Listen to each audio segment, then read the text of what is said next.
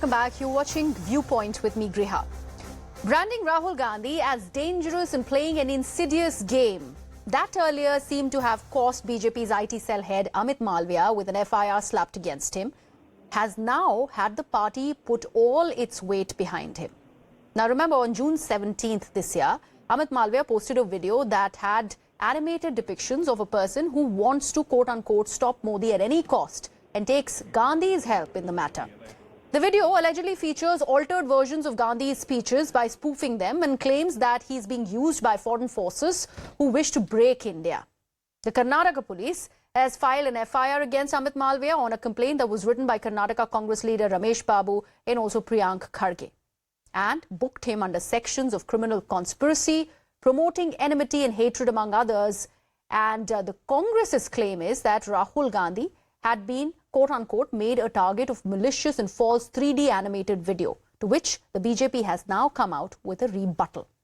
They go back to their earlier argument of how Rahul Gandhi, while on his US tour, was hobnobbing with the representatives of the Hindus for Human Rights, Indian American Muslim Council and the Dalit Solidarity Forum, who were also signatories to the letter that was written to US President Joe Biden asking him to reconsider his decision to extend a state dinner invite to Prime Minister Narendra Modi. Also asking US Speaker Kevin McCarthy to rescind the invitation to Prime Minister Modi to speak before the Congress.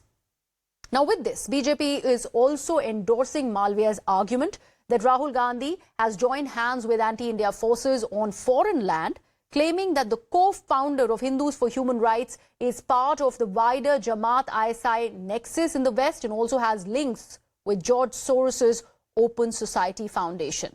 Now remember, George Soros has reportedly given away more than $32 billion of his personal fortune to fund the Open Society Foundation's work around the world and is a very vocal critic of the frightening rise of nationalism in India. That's what he calls it under Prime Minister Narendra Modi.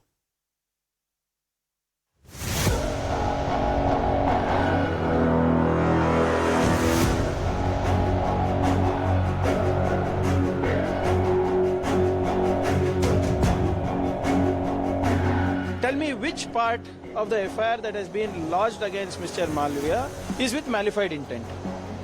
Who is the creator of the video? Who is the one who is spreading the video? Who is getting the video to have enough traction on social media? Who is spreading these lies? If there is anyone responsible to play with truth, to play with facts, to play with people's images, to play with the country's reputation, it's the IT cell of the BJP. आपातकाल की याद निश्चित ताजा करते हुए गांधी खानदान ने पुनः देश को ये प्रमाण दिया है, चाहे राज्य में उनके पास सत्ता है, उस सच को दबाने के लिए किस हद तक जा सकते हैं।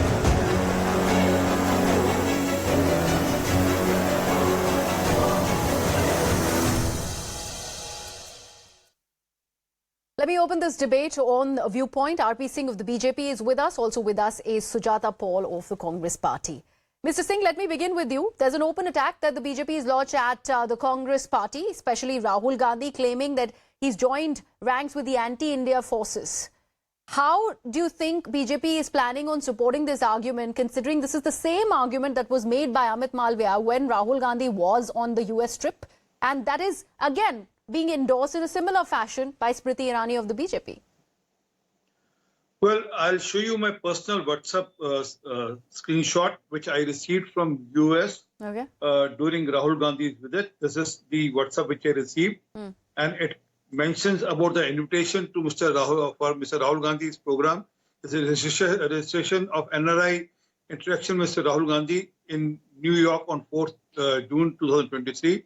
The invitees, the people to whom to contact was, number 2 was Tazim Ansari. His mobile number is also there.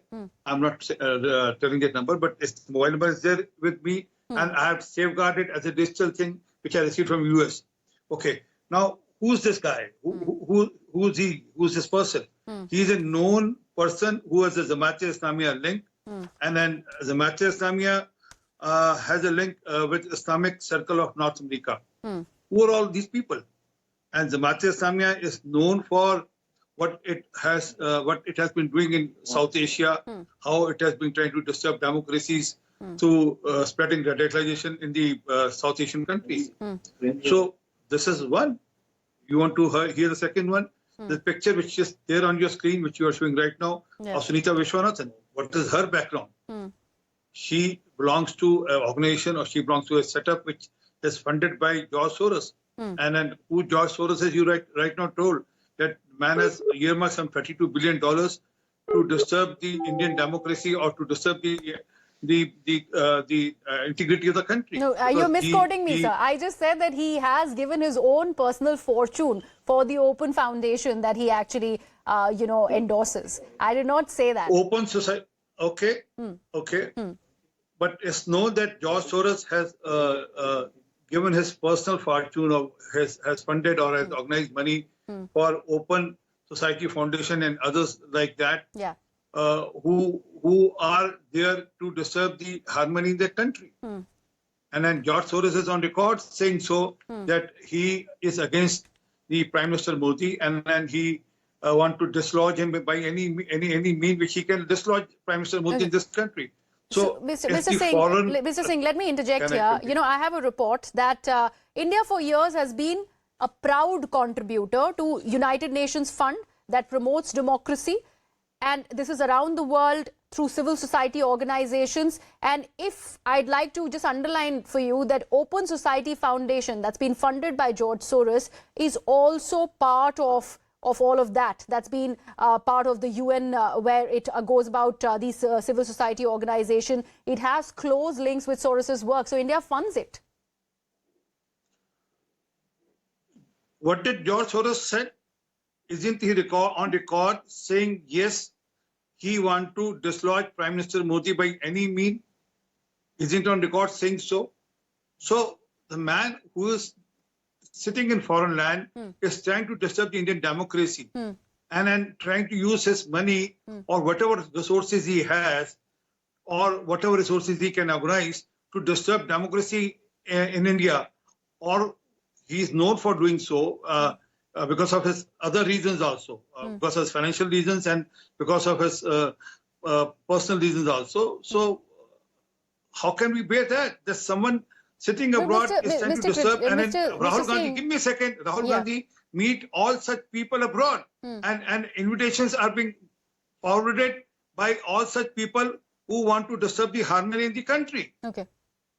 Mr. Singh, I'd like to understand this one thing. Being a vocal critic of Prime Minister Narendra Modi and the way he is functioning in India can be one thing. But making the claim that you are suggesting that Mr. Soros has made, where do you think that has been put on record? I'd like to understand that. Where has he said that I'm making every possible attempt to go ahead and dislodge Prime Minister Modi? I don't think he is, he has that kind of immense power to even go about doing that. We're talking about a democratically elected leader, Prime Minister Narendra Modi. Well, it's not that he can do it, but his intentions are so. And I'll send you while on the debate, I'll send you records and details of his intentions, which he has openly put on record. Okay. That he doesn't like Prime Minister Modi and he wants to dislodge Prime Minister Modi. So what is it? He wants to dislodge a democratically elected Prime Minister of the country. Okay. Let me bring in Sujata Paul. Sujata Paul, the allegations by the BJP, the press conference by Smriti Irani, which was just recently concluded, all, in fact, talk about how Rahul Gandhi is quote-unquote joining hands with anti-India forces. BJP likes to call George Soros India beta. How is the Congress choosing to respond to all of these allegations? How shameful is it that when an FIR has been registered, instead of answering to those allegations and participating in an investigation which will ultimately go to the court, the BJP, which is so rattled about its chiller troll, the social media chief, that they have had to do a press conference and rely on foreign forces, so to speak. I will not go into details of the UN fund, which grants, funding to George Soros's NGOs, and India is a part of it. But I would also like to remind you over here of how George Soros has attacked India and India's democracy. It's not like he's attacked Prime Minister Modi. He's talking about how things are not right, just like Barack Obama has mentioned it. Now, why is it so important to attack a 92-year-old from a foreign land who has said something to this effect? And why are you bringing a link to Rahul Gandhi and accusing him of being dangerous? He is a leader of India. So isn't it shameful? Then they go and attack Sunita Vishwanath. Now, Sunita Vishwanath has an organization, a civil society group, registered in USA called Hindus for Human Rights. Yeah. So they are not the only, BJP is not the only patent holder of Hinduism, but they are patent holders of Hindutva. And Amit Malviya has already mentioned this on another television channel, which is again so shameful.